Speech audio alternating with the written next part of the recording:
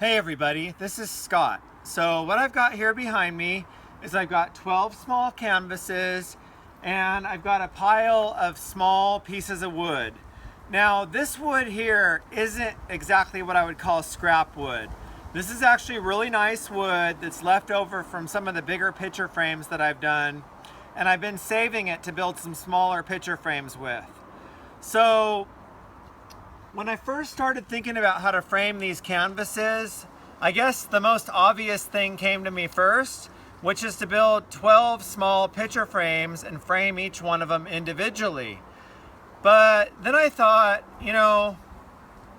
that wouldn't really be anything new to me or very challenging.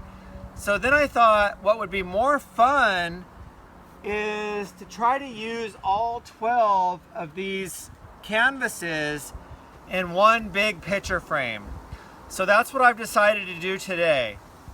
And how I'm going to do it is I'm going to take this 3/8 inch piece of plywood right here, and I'm going to lay all 12 of these canvases out on the plywood.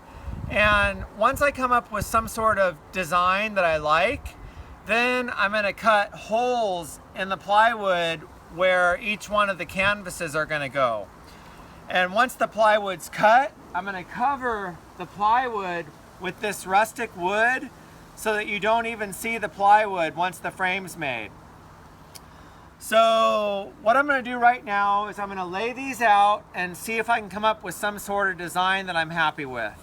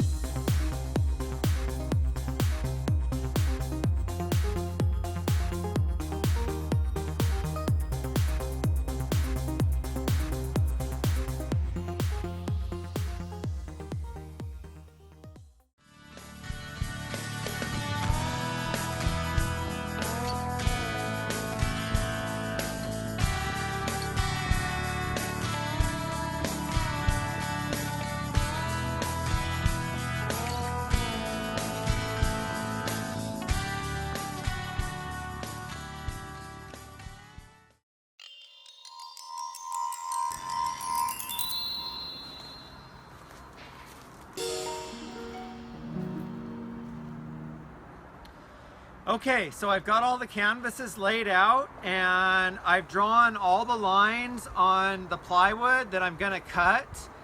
And with this type of a layout, I had to draw a lot of lines. And the one problem I've run into in the past is when I have a lot of pencil lines on the plywood, it's really easy to end up cutting the wrong line. And with a piece like this, I really need the whole piece of plywood to be intact, and I don't want to end up cutting the wrong spot and weakening the plywood. So what I did is I darkened up all the lines with a Sharpie, so that way when I'm cutting, I don't end up making a mistake and cutting the wrong line.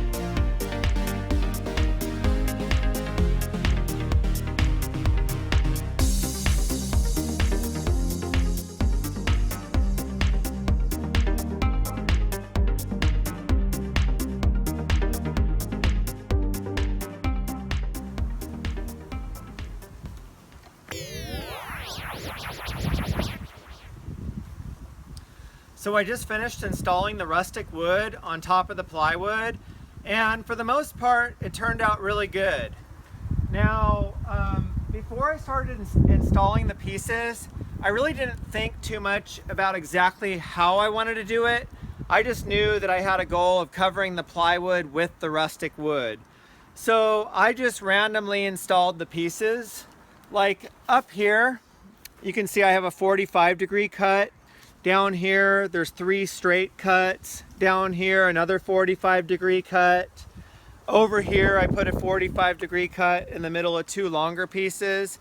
So I really didn't try to follow any sort of pattern or design. And I guess that's just the way I like to do rustic woodwork. And the other thing that I did is I left the rustic wood overhanging the plywood by about a 1/16 to an 1/8 of an inch all the way around the outside edge. So the next thing I need to do is I need to install the trim pieces that go all the way around the outside. But before I do that, I'm going to take my skill saw and I'm going to cut this outside edge so that the plywood and the rustic wood are flush all the way around. And then after that, I'm going to start installing the trim pieces in these holes where the canvases are going to go. And there's going to be places that I'm going to need to trim before I can install those border pieces. Like right here where I have a corner sticking out, this needs to be cut out.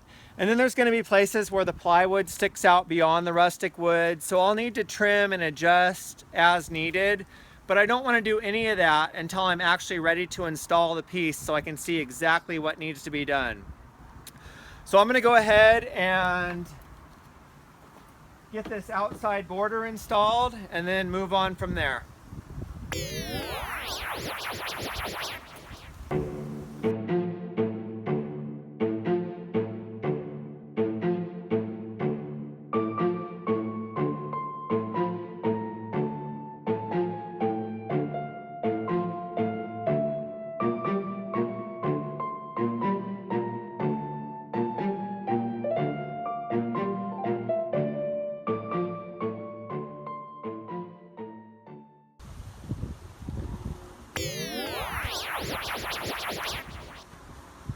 So I just finished ripping all the way around the outside edges, and I evened up the plywood and the rustic wood all the way around.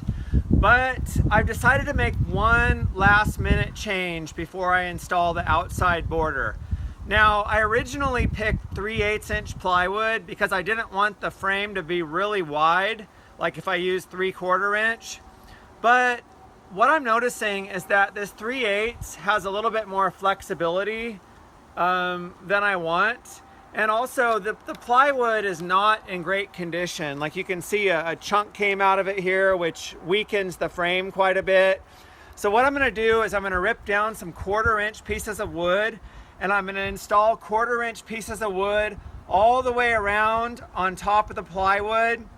It'll make it a little bit wider, but I think that's going to be okay. It'll have a really good look to it, and it'll just make it a heck of a lot stronger.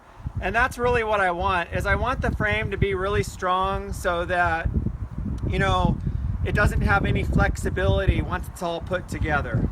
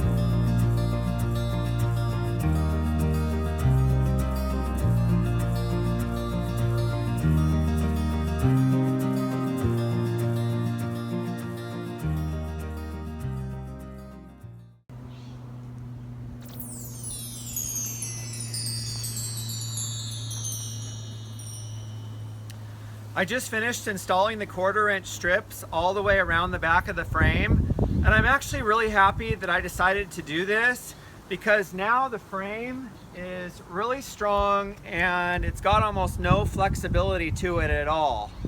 And one thing I did when I installed these 1/4-inch strips is I intentionally held them back from the plywood about, I'd say, a 1/16 to an 1/8 of an inch all the way around. And the reason that I did that is because when I install the trim pieces, I want those trim pieces to be nice and tight in the front of the frame. And the problem that I'm always running into is when I go to put the trim pieces on, sometimes there's a bit of a gap, and what's happening is that the plywood in the back is preventing me from getting the front nice and tight where I need it to be tight. And whenever I build a frame like this, there's always a gap between the plywood and the trim piece in the back. So what I do is I fill those gaps with liquid nails, and so when I'm done, you don't even notice those gaps. So anyways, I'm gonna go ahead and I'm gonna start installing these trim pieces, and I guess we'll see how it goes.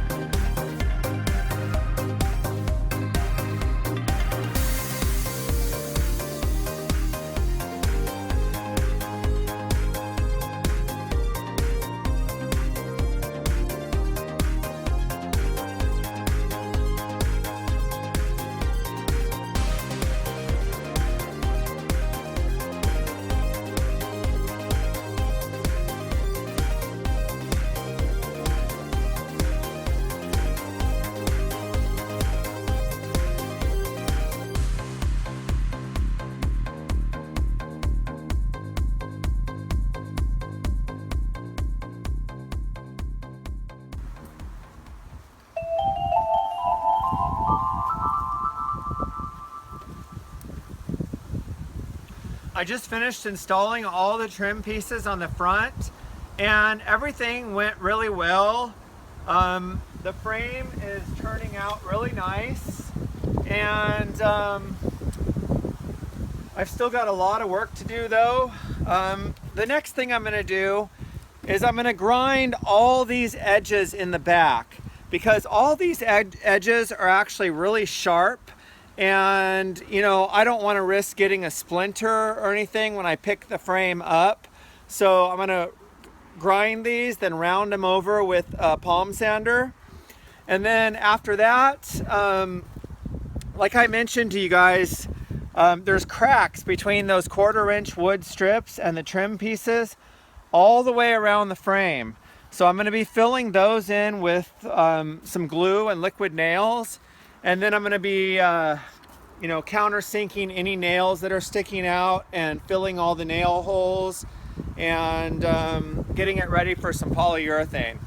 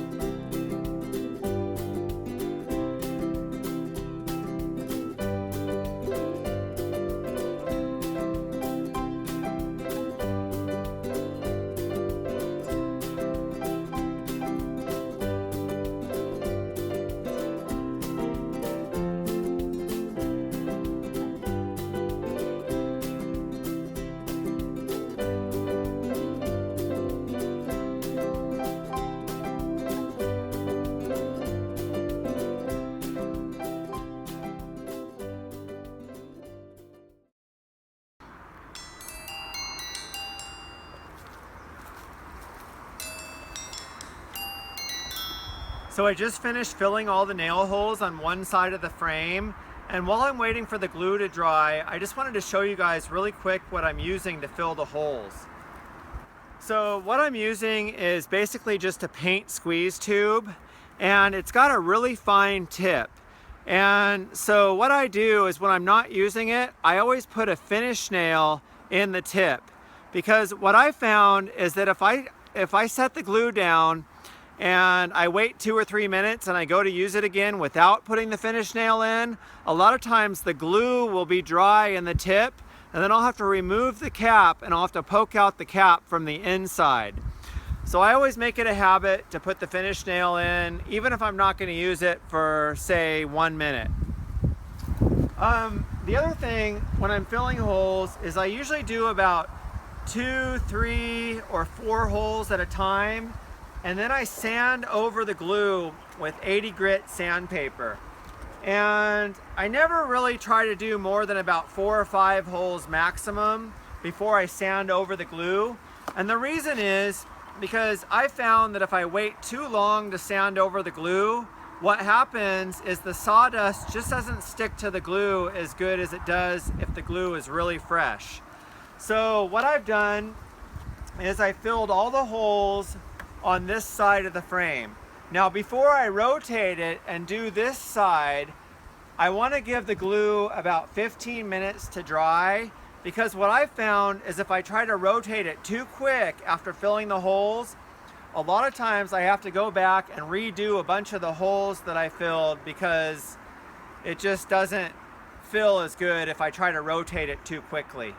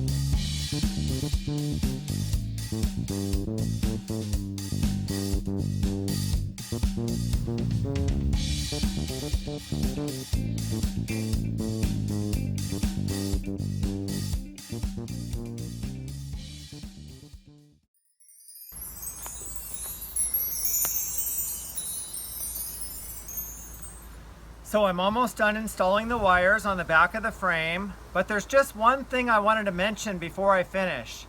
Now, even though the wires are on the back of the frame, they're still seen from the front, and they're still a really important part of the overall look of the piece of art. So typically when I install one canvas in one frame, I almost always run the wires in an X pattern. And the reason is an X always works and it always looks good. So I've never done a frame with this many canvases before.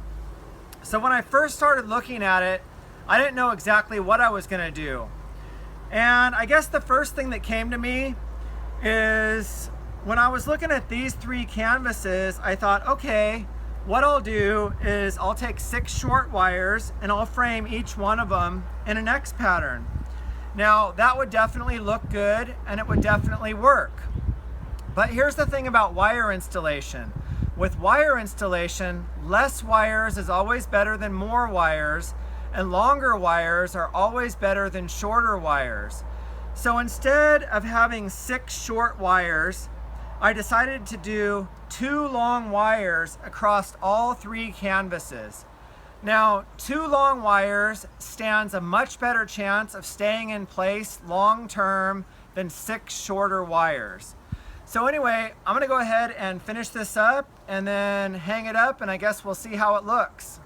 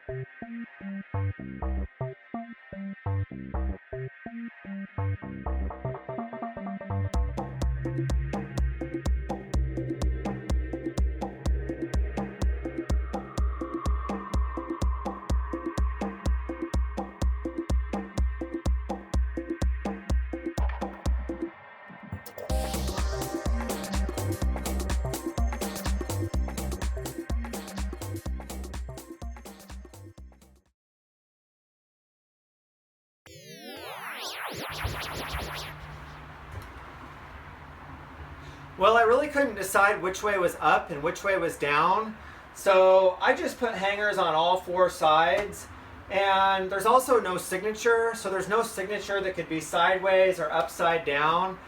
And I kind of like that because anytime I want the painting to have a new look, I could just rotate it and then it's a whole new painting. But this is the most amount of canvases I've ever framed in one frame. And I'm not sure if there's a record for the most canvases ever framed in a frame. And come to think of it, I've never even looked it up, and I probably won't. But I've got a lot more of these canvases that need frames. So maybe next time I'll get brave and I'll do 24 canvases in one frame.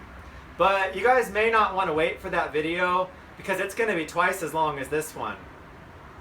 So I hope you guys found at least a few of the ideas in this video helpful. And if you've got a stack of canvases at home that all need frames, why frame them one at a time? Why not just make one big picture frame and put them all in there? So thanks for watching my video, and I hope to see you guys soon.